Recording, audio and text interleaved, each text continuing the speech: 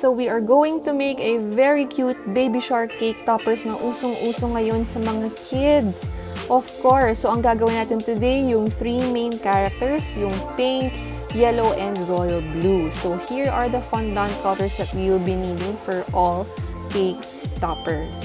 Alright, so in here naman, next up are the materials that you will be needing.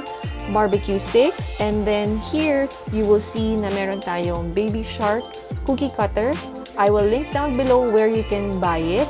For me, it's a good investment since mabenta siya and mas magiging pulido din yung mga gawa nyo kasi magkakamukha sila since fixed yung cutters nyo. Okay, so also you will be needing very precise cutting tools, and yung mga styro balls is so that hindi ganun kabigat yung mga toppers natin. Since if gagawin yung full fondant, mabigat. Okay, so in here, as you can see, 2-inch cake balls yan. Cake styro balls. So there, ang ginagawa ko, of course, is imimix ko. Tapos usually, I print out, okay, the topper that I will be doing. And then in there, I am putting tylose. So, naglalagyan ko ng tylose kasi kailangan ko siyang ipatigas. Diba? So, at least, kapag matigas yung topper mo, hindi siya masyadong made-deform. So, ako, I usually put tylose. And then, in here, I am using homemade fondant. Ayan. So, ang ginawa ko muna is naggawa ako ng cone. And then, nag-cut ako. And then, itutusok ko yan. Ipipierce ko yan dyan sa styro. Yan. Para at least makuha ko yung shape niya ng pagka-shark niya. And then afterwards, yan, ika-cut ko pa yung excess na yan para at least kapag iko-cover ko pa siya ng another layer of fondant for it to cover, yan, pantay-pantay sila and pulido tingnan. Okay, so ginawa ko sa lahat, of course. Sabay-sabay ko sila ginagawa usually kasi para talagang magkakamukha. Yan, so yun yung una natin gagawin. Cover muna natin, diba? And then I will show you for the yellow one. Yan. So, ininid mo lang ulit. Naglagay ulit ako ng tylose. Okay. And then afterwards, ininid ko siya, ipa-flatten ko yan. Dapat mas malaki doon sa topper nyo. Kasi para at least kapag kinover nyo yan, you have an excess where you can cut it. Yan. Tapos makikita nyo na ginuglue ko na siya. So, I'm using just plain water naman. Okay? Yan. So, kailangan all around kasi para to ensure na talagang didikit yung fondant. Kasi kung hindi, mahihirapan din kayo idikit yan. Okay, so, the next up is I'm going to cover it. Yan, all throughout. So, huwag kayong masyado ma-bother if yung likod niya hindi ganun ka linis, of course. Pero with the help of your cake decorating tools, pwede mo yang i-shape. And as long as pliable yung marshmallow fondant nyo, like mine, I'm using homemade marshmallow fondant. I will be showing you guys how to make it in another episode, yung recipe ko ng fondant. Okay. Yan. So, wag kayo masyadong matakot kasi as long as maganda naman and very pliable yung fondant nyo, you can just, yan, mapupulido siya. I-massage nyo lang. Tapos, yan, kinakat ko na yung tail part niya para makuha ko yung pagka-shape talaga ng baby shark. So, dyan sa cake design kasi, meron yung tail nila parang naka-slant na papuntang pa-right and then may isang papuntang left. Yan. So, kaya makikita nyo later, ang mangyayari is para silang sumasayaw pero hindi sila same ng direction. Yan. So, yan si blue, si yellow, and then si pink. Yan. So, next is we are going to flat a white fondant. Yan. Tas yung cutter, dyan siya very useful kasi you can also use it sa mga like 2D nga yan actually, pero ako I'm using it for my 3D topper. So para at least pare-parehas sila. And since uneven yung special yung shape, 'di ba? Mahihirapan tayo if we use normal cutters there. So maganda talaga to invest. Yan. So, dinikit ko lang siya. So, in case mas malaki yung topper nyo, ang pwede nyo gawin is mas makapal lang yung white fondant nyo. Tapos, pagka-cut nyo, you can easily flatten it out para at least makuha nyo pa rin yung shape na gusto nyo. And gawin nyo nga siya all at once sa lahat ng characters nyo to ensure na pare-parehas sila. Yan. Okay. Yan. So, minsan nakakainis kapag iba yung color na paint mo sa paintbrush. Yan. So, i-paint nyo lang yung, basahin nyo lang yung part na ididikit nyo yung fondant. Yan. So, dapat chinecheck nyo rin yung reference nyo kung sakto ba yung placements nyo ng inner skin part. Ano bang tawag dyan sa ganyan ng shark? I'm not familiar.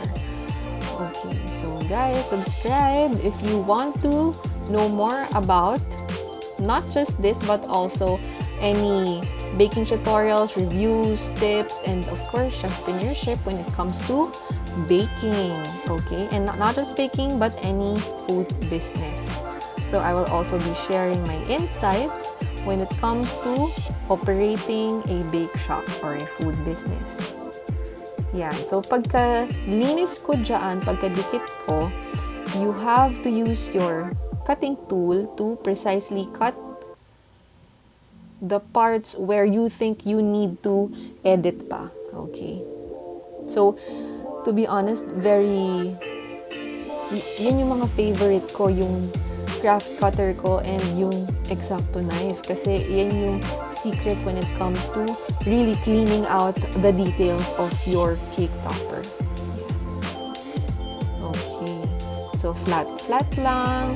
And then, yan. Kahit yung mga maliliit na part, talagang nakikita ko pa yan. Kasi gusto ko siya na talagang, well, perfect for me. Okay. So, in here, yan, pinagsama ko na sila lahat. Every time I finish one step, I make it a point na pinagdidikit ko sila para at least nakikita ko if may odd one out, diba? At least makikita ko. So, siya yung kailangan ko pang i-edit. Okay, next is yung mouth nila. So, yun nga, very recommended na bumili nung baby shark cutter kasi yan pa lang, before wala akong cutter, hirap na hirap ako gumawa ng mouth nila kasi nakita mo naman ang daming details. Wala namang cutter na zigzag, 'di ba? So, pahirapan talaga mag-cut. Yan. So, at least, pag may cutter ka, it will really save you time. Yan. So, dikit ulit. Okay, so at least nakasmile pa siya, diba? Minsan kasi yung ibang baby shark cake toppers, parang hindi mo alam kung galit ba, nakasmile ba, or bad trip lang talaga sila. Yan, so nililinis ko pa yan, isa-isa. Okay. Kasi medyo OC ako, ayoko yung may fuzz, yung may fuzzy lines. Yung pag nagka-cut ka, yung may natitirang parang excess fondant, yun. So, kinakat ko pa yun. And here, you're going to make the eyes. Yan. So, let's cut it out. Okay. And then, syempre, measure mo muna yan if sakto ba. Kung yung placement mo ba, okay. Syempre, dapat hindi naman banlag yung eyes ng baby shark. Alright. So, yan. So, I'm also cutting out black fondant para dun sa inner eyes naman niya. So, dikit na natin yung fondant. Okay, yan. So, medyo magkalayo sila. Yan. And then afterwards, we will put the black fondant inside. So, babasain niya rin ng butter. Okay. And then, yan. That part, mag-cut na rin kayo for the other baby sharks. Yan. So, yung round cutters ko, I bought it from Shoppee.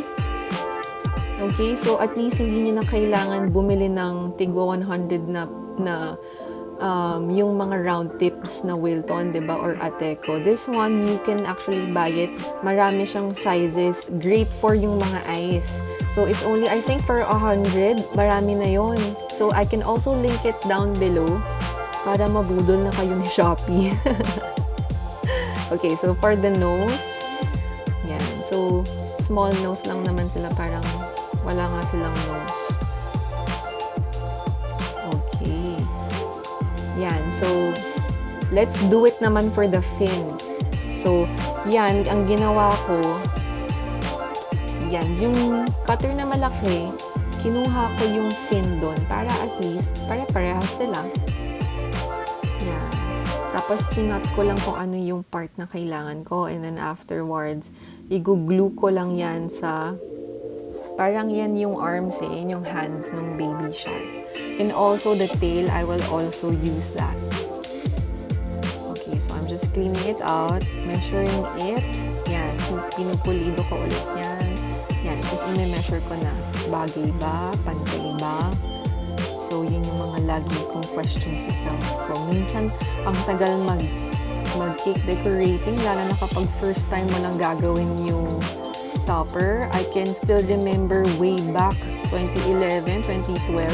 Nagsa-start pa lang ako mag-decorate ng cake. So, may order ako ng Toy Story. So, parang one day ko siya ginawa. Ganun ako katagal.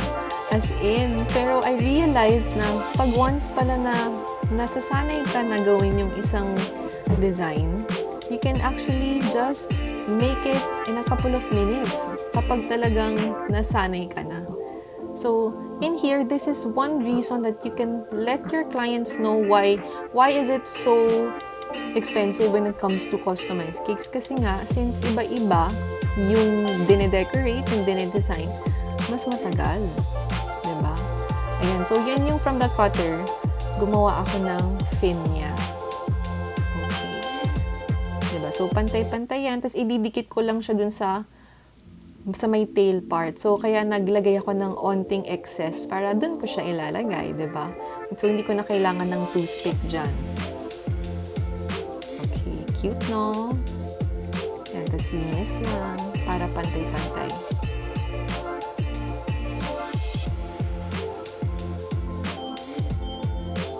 Okay, and then next one is we are going to make yung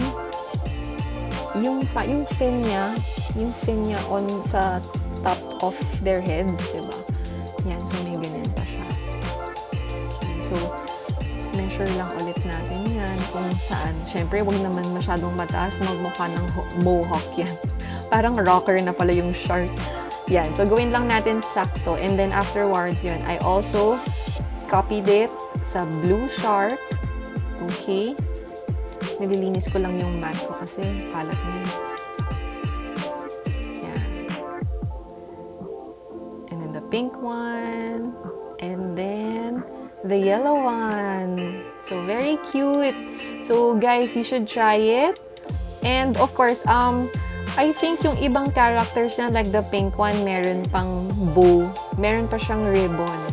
So, yun. If meron kayong silicone mold ng mga ribbons, you can go ahead and add all the personal touches that you need. Of course, guys, please subscribe to this channel to get more updates on how to make these kinds of cake toppers. Yan. So, pinapantay ko lang sila.